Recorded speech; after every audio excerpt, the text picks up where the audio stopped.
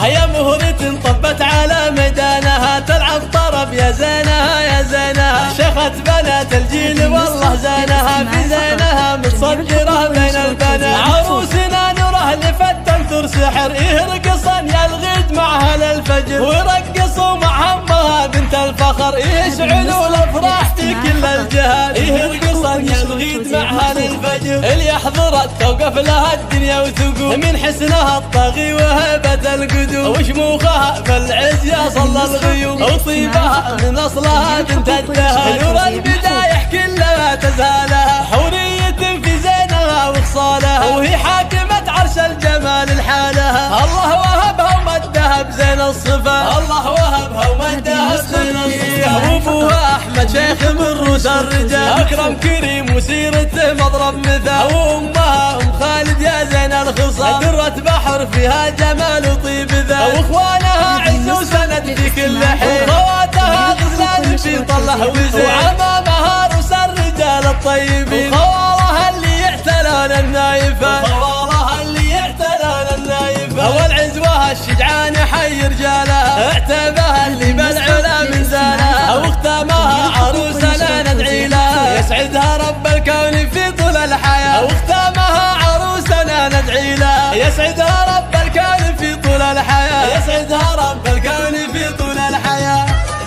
فقط وحصريا على زفات أفراح الحبايب لجميع تنفيذ الشيلات والزفات. للتواصل